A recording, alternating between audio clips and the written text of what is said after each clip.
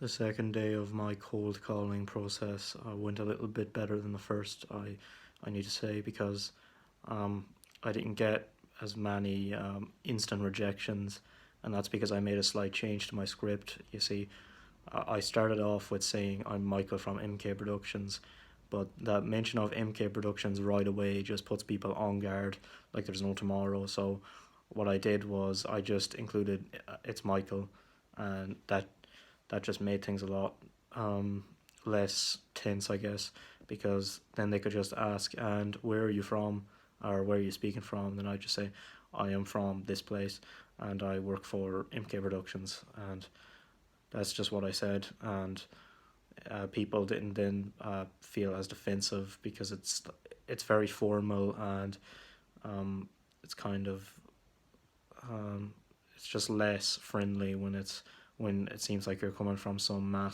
massive faceless corporation, even though MK Productions is nothing like a corporation. It's just an organization, and I'm the sole employee of it, and that's it.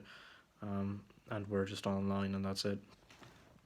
But people don't know that. People assume, especially with a word like productions.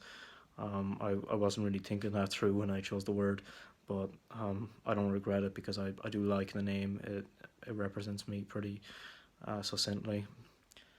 So anyway, about the calling itself, uh, it's not bad. Like when you get there, it's just you do have to force yourself to just call the number. You can't listen to every rationalization in your brain. I was saying before that you just need to force yourself to do it, and what I just did was forcing myself to just click on the button to call. Sorry, I think I was about to sneeze there. Anyway, I was about to I I was about to probably just rationalize more, but I just called anyway. After I had done the main things, which included like kind of searching up that the place actually exists on Google Maps for one, because the first guy I rang yesterday, I thought that there was this company and that they were still in operation, but there was another one moved in now, a sole trader, and he didn't want any services, but I kind of assumed that it was the original company first, and he had to explain to me that um, they'd already finished up and that there was a new one there. So yeah, there's that was another process, another step I actually had to do in the process. And then the first one was like making sure that they don't have a website, obviously, because you don't want to pitch a website offer to a company that already has a website. Today, the main reasons I didn't get a meeting was because two of the people already have a website, and the rest of them were just either that the owner wasn't there, or one of them that it was too busy. The one that was too busy was like I rang it around 9, I think. No, not 9, about 10 to 10, and they were too busy then. So I got told then to ring in the afternoon. So then I just rang in the afternoon about 12:30. But I suppose I should have assumed that lunchtime is about 1 o'clock and people are going to be going there. So I'm going to be ringing again then this evening at, well, not this evening, but today at 3:15. So that's just another thing I have on my plate.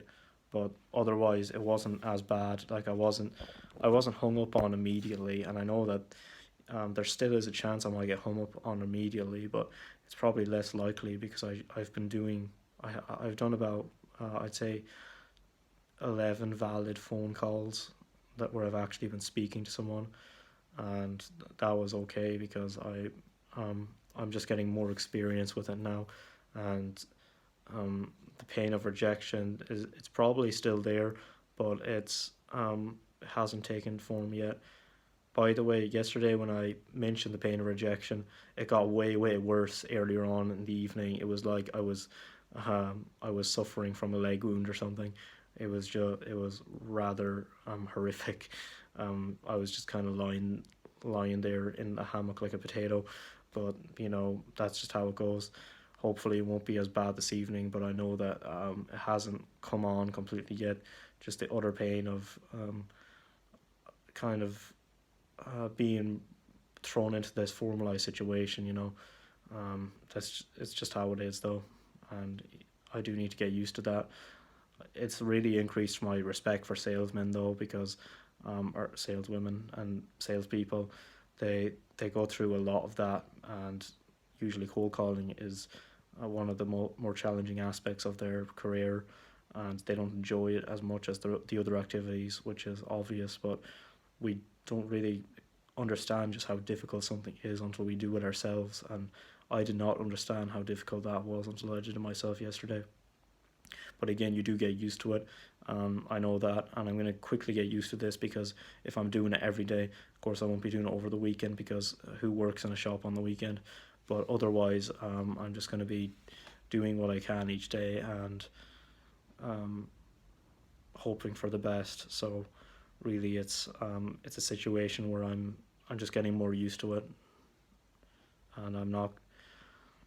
I notice as well that I don't sound as much like I probably sounded kind of like a sleazy salesman yesterday, to be honest, because I was like, hey there, it's Michael from MK Productions. You can't be too overly happy when you're just not at that level. When you are at that level, when you're like an actual CEO, and you're picking up clients left, right, and center, then of course you can, because then it's authentic. But you can't fake the amount of success you have. You can't craft a falsified, extremified version of yourself that normally comes when people are being successful, because that's what happens to people who are successful. They just become more extreme versions of themselves, and that can be good or bad, but it completely depends on the person.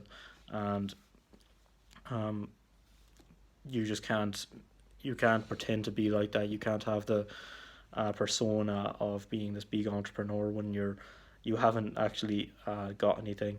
And I'm not putting myself down here, but objectively speaking, I have earned absolutely nothing, and that's okay. But I can't go around acting like a really hip, happy go lucky salesman when I haven't actually done that kind of thing yet, and I do need to be more wary of that. So yeah. So if you're looking to do cold calling yourself, just know it's gonna be difficult at first, really really difficult. Um, I just I consider myself to have very high willpower and discipline, and it wasn't an easy feat for me either. It's just not easy for anyone. Everyone is going to struggle on it at first, and I'm still going to struggle on it for days on end. But hopefully, a week from now, it's just going to be a little thing lingering in the back of my mind, and it's not going to be worth even um, drawling over. Like it's not. It's just not going to be bad at all.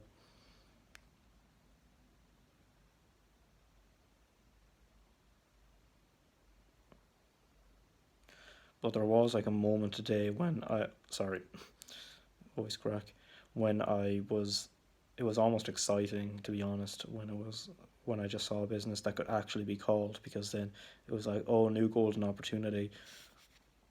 It's just another way of seeing things, not like, oh no, I have to make another call. It's just really a difference in perspective and how you see these things. That's why your outer world is a reflection of your inner world, and that really comes from both a coupling of optimism and experience, and that's what you need if you just want to become someone who enjoys doing stuff that people consider nightmarishly difficult and impossible. So yeah, put yourself into that situation, and just be ready to get rejected more.